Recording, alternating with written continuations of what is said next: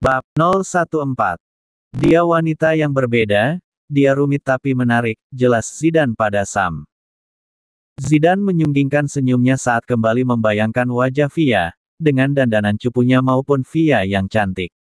Keduanya telah membuat jantungnya berdetak tak normal. Sam melihat tingkah kakaknya pun tersenyum damai. Hah, akhirnya bujang lapuk ini menemukan targetnya. Semoga kalian berjodoh, Kak, ucap Sam dalam hati.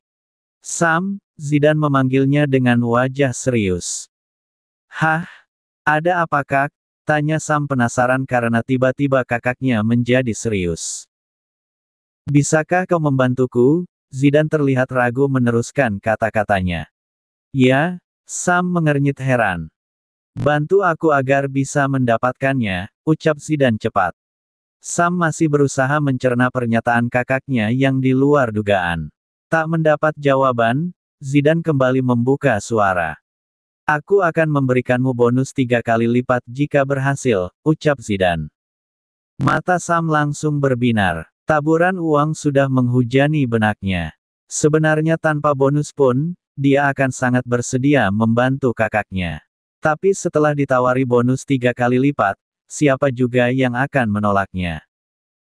Baiklah, kau memang yang terbaik, ucap Sam mengacungkan ibu jarinya pada Zidane dan tersenyum lebar.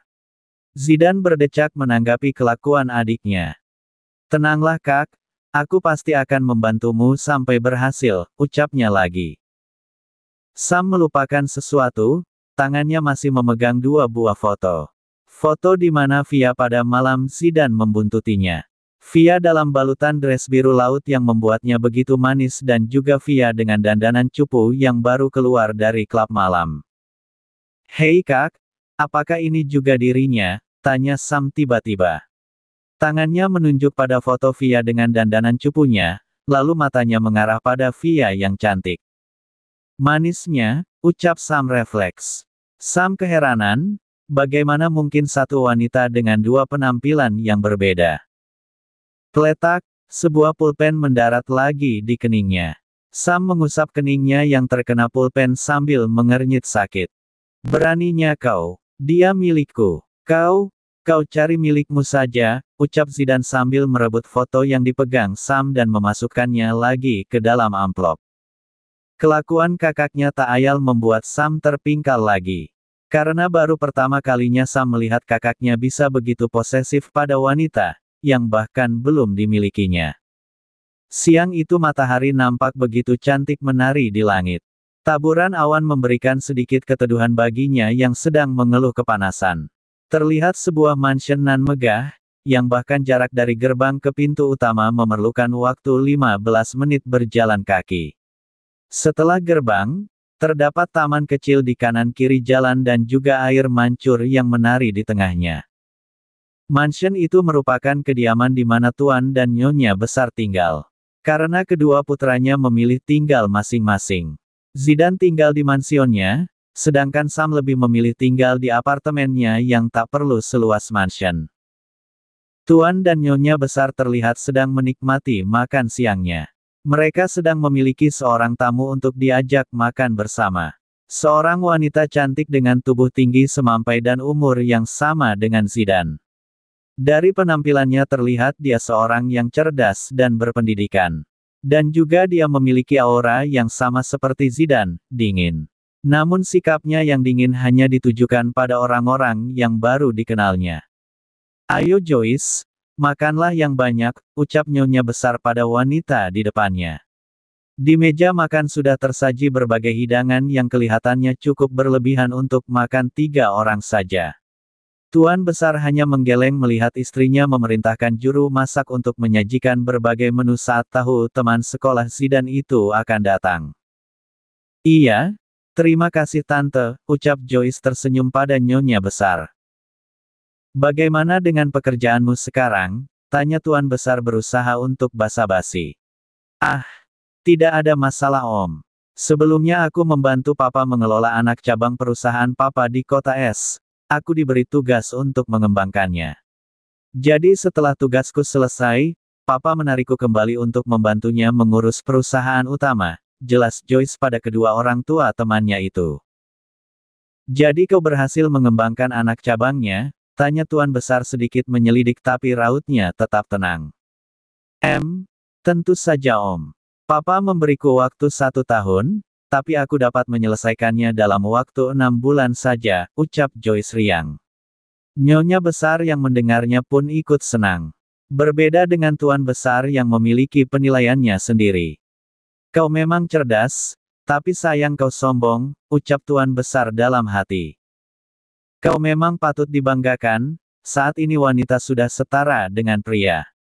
Sepertinya memang hanya kau yang pantas mendampingi Zidane, ucap Nyonya Besar pada Joyce. Tuan Besar hanya memperhatikan dengan ekspresi datarnya. Jadi sudah bisa dipastikan, sifat dan ekspresi datar Zidane diturunkan dari siapa, kan? Joyce yang disanjung pun pura-pura tersenyum canggung, padahal dalam hatinya dia sedang menyambut kemenangannya. Tidak sia-sia usahaku selama bertahun-tahun ini untuk selalu bisa mengimbangi Zidane, ucapnya dalam hati. Aku sangat khawatir karena di usianya ini dia masih saja seperti itu, tidak mau melihat wanita manapun. Sepertinya kalian cukup dekat kan, karena aku melihat Zidane berinteraksi dengan wanita itu hanya denganmu saja, ucap Nyonya Besar. Sejak SMA sampai kuliah kalian selalu bersama, bahkan nilai kalian selalu berbeda tipis. Meskipun Zidane selalu unggul, tapi kau juga selalu tepat 1 peringkat di bawahnya. Sampai saat ini teman wanitanya hanya kamu saja, Joyce. Tante sempat khawatir dia memiliki kelainan, tidak menyukai wanita. Tapi saat melihat kalian mengobrol kurasa itu hanya pikiran konyolku saja, tutur Nyonya Besar lagi sambil tersenyum memandangi Joyce yang sedang makan dengan elegannya. Memang hanya dia yang pantas untuk putraku yang keras kepala itu. Selain dia cerdas dan dari keluarga terhormat, dia begitu cantik dan tahu aturan. Zidane pasti akan setuju jika aku menjodohkannya dengan Joyce, ucap Nyonya Besar dalam hati. Tuan Besar tak berkomentar, dia terus menikmati makan siang dengan ekspresi datarnya. Masih menyimak situasi di meja makan ini. Aku sudah mendapat lampu hijau rupanya. Ini adalah sebuah pembukaan untukku bisa menjadi istri dari Presdir Zidane yang terhormat, nyonya muda keluarga ini, ucap Joyce senang dalam hati. Kau belum memiliki kekasih kan Joyce? Tanya Nyonya Besar. Joyce mendengar pertanyaan yang dilemparkan untuknya pun menjadi sedikit terbatuk, uhuk. Dia mengambil segelas air yang berada di sebelah tangannya dan meminumnya. Kau tidak apa-apa, Joyce? Tanya Nyonya Besar khawatir. Tidak apa-apa Tante, aku hanya merasa kaget saja. Karena sebenarnya aku tidak pernah memiliki hubungan atau semacamnya. Aku terlalu fokus pada pekerjaan Tante, ucap Joyce kemudian tersenyum. Kau ini, memang benar-benar membuat Tante semakin yakin kalau kau yang terbaik untuk Zidane, ucap Nyonya Besar lagi. Kali ini Tuan Besar bereaksi, tapi dia hanya menggelengkan kepalanya saja. Entah apa yang akan terjadi padamu nak, ucap Tuan Besar dalam hati yang merajuk pada Zidane. Tuan Besar sangat tahu, bahwa putra sulungnya itu sangat tidak suka jika ada siapapun ikut campur dalam urusan pribadinya. Bahkan orang tuanya sekalipun tak pernah berhasil. Entah kali ini, tapi yang jelas Zidane pasti tidak akan suka. Bagaimana aku memikirkan hal itu, sedangkan otakku saja hanya kugunakan untuk menjadi setara dengan Zidane. Aku harus menata masa depanku sejak dulu. Makanya tak pernah terpikir olehku untuk hal seperti itu, ucap Joyce dalam hati. Dia berharap banyak pada wanita di depannya ini. Nyonya Besar tetaplah seorang ibu yang mengkhawatirkan putra-putranya yang belum menikah sampai saat ini, baik Zidane maupun Sam. Dia juga berharap segera menimang cucu seperti rekan seusianya yang lain. Dia ada merasa sedikit iri, jika rekan seusianya sedang membicarakan mengenai cucu mereka. Sedangkan dia hanya bisa terus membanggakan putranya saja. Baiklah, beberapa hari lagi kita makan malam bersama ya. Tante akan menyuruh Zidane untuk datang. Tante ingin kalian menjadi semakin dekat, ucap Nyonya Besar. Nyonya Besar dan Joyce saling melempar senyum, sedangkan Tuan Besar nampak gusar dengan ide gila istrinya ini. Dia jelas tahu, hal itu malah akan menimbulkan masalah untuk mereka. Zidane tak memberi celah pada siapapun untuk mengatur kehidupan pribadinya, bahkan orang tuanya sendiri. Siang itu Zidane nampak tengah sibuk dengan pekerjaannya. Setumpuk map tertata di hadapannya, menunggu untuk diperiksa. Zidane yang mengenakan setelan jas abu-abu dan celana senada, nampak begitu tampan. Tapi sayangnya ketampanannya tak pernah dia gunakan untuk menggoda wanita, sebelumnya. Entah kini pada Via, rasanya dia ingin bertemu lagi dengannya. Ingin menggodanya seperti waktu itu dan melihatnya merona. Zidane sangat menyukainya. Dia tersenyum di sela aktivitas saat memikirkan Via. Getaran ponselnya mengembalikan kesadarannya. Tertera nama pemanggil adalah Bunda. Zidane menarik nafas panjang dan menghembuskannya dengan kasar. Kemudian dia menggeser tombol jawab. "Ya Bunda," ucapnya pertama kali. "Hei, putra sulung Bunda. Apakah kau tidak merindukanku? Begitu sibuknyakah dirimu sampai tak ada waktu mengunjungi kami? Jika kau terlalu sibuk, lalu di mana waktumu untuk mencarikan menantu untuk Bunda?" Ucapan nyonya besar yang panjang lebar dari seberang saluran sengaja dipotong oleh Zidane. "Bunda, kumohon kenapa selalu saja hal itu yang dibahas? Ada apa coba katakan, tidak seperti biasanya Bunda menelponku," ucap Zidane. "Kau ini selalu saja menghindar setiap kali Bunda membahas masalah menantu. Kau dan Sam sama saja, tak ada yang mempedulikan kami orang tua," ucap nyonya besar sedikit kesal.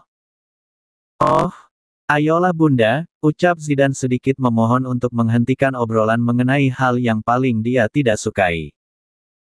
"Baiklah, jika kau tak kunjung membawa calon menantu untuk Bunda, maka Bunda yang akan mencarikannya untukmu. Minggu besok makan malamlah di rumah, ajak Sam sekalian. Jika kalian tidak datang maka jangan lagi memanggilku Bunda. Jangan berpura-pura sibuk." Nyonya besar langsung memutuskan sambungan setelah memberikan perintahnya. Zidane meletakkan ponsel di samping tumpukan map. Dia menangkup wajahnya dan memejamkan mata. "Hah?" desahnya kesal seraya membuang tangan yang berada di wajahnya ke udara. Via, nama itu tiba-tiba terbesit dalam pikirannya.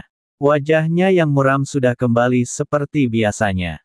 Nama itu mengobati resahnya dalam hati. Zidane menaikkan kedua sudut bibirnya. Tok, tok, tok, ketukan pintu mengaktifkan wajahnya yang datar. "Masuk." "Tuan, saya hanya ingin mengatakan bahwa besok akan ada meeting yang membahas proyek pembangunan di kota es. Dan Tuan Danu juga akan menghadirinya." Zidane menyimak penjelasan Han. Matanya tiba-tiba berbinar, ide cemerlang muncul dalam benaknya. Namun dia tetap menjaga mimik wajahnya agar tetap datar. "Di mana?" tanyanya singkat. "Di sini Tuan," jawab Han. "Baiklah, kau boleh pergi sekarang," perintah Zidane. Han membungkuk hormat kemudian melangkahkan kakinya keluar ruangan bosnya. Setelah bayangan Han tak terlihat, raut wajahnya berubah.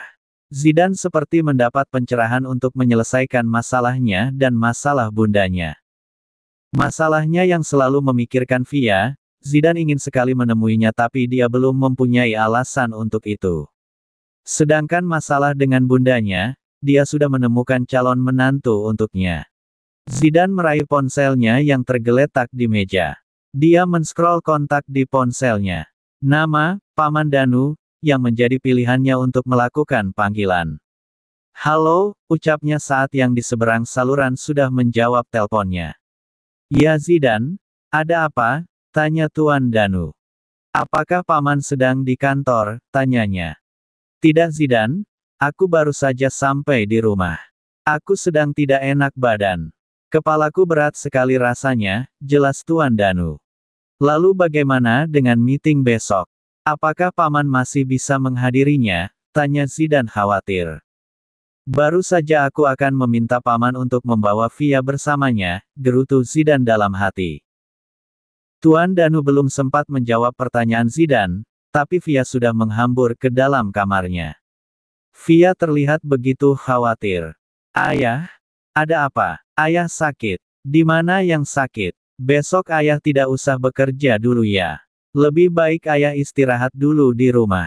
Urusan kantor biar aku dan Kak Risa yang mengurusnya. Panjang lebar Via berbicara tak memberi sela untuk ayahnya berbicara. Di seberang saluran, Zidane mendengarkan celotehan Via yang begitu khawatir dengan ayahnya. Zidane tersenyum, dia ikut merasakan hangatnya hubungan ayah dan putrinya itu. Tuan Danu masih memegangi ponselnya yang masih tersambung dengan Zidane. Dia sedikit melupakan Zidane akibat ocehan Via yang panjang. Tapi besok ayah akan menghadiri meeting penting belum selesai Tuan Danu berbicara Via sudah memotong. Lebih penting mana, kesehatan ayah atau meeting itu? Ayah ayolah, istirahatlah 1 hari di rumah besok. Ya, ucap Via memohon. Mereka saling menyayangi satu sama lain. Tuan Danu yang begitu melindungi putrinya, begitu juga Via yang selalu menjaganya. Tapi meeting besok sangat penting Via, ayahnya menegaskan betapa penting dia harus menghadirinya besok. Baiklah, jika meeting itu begitu penting, maka aku akan mewakili ayah untuk menghadiri meeting itu besok. Aku akan membawa Kak Risa untuk mendampingiku, ucap Via tegas. Tapi nak, Tuan Danu ragu harus mengizinkannya atau tidak. Apa ayah tidak mempercayaiku? Tanya Via. Bukan begitu, hanya saja, Via kembali memotong ucapan ayahnya. Ayolah ayah. Ayah tahu kan sebenarnya aku memiliki kemampuan. Ayah hanya tak pernah memberiku kesempatan. Ayah hanya mengukungku dalam perlindungan ayah, tak pernah ayah memberi kesempatan bagiku untuk mengembangkan diri, ucap Via merasa ironi dengan hidupnya. Zidane masih mendengarkan. Dia cukup kaget dengan apa yang Via ucapkan. Tapi sebisa mungkin dia tidak bersuara agar bisa menyimak terus pembicaraan ayah anak ini. Kalimat itu memukul hati ayahnya cukup keras.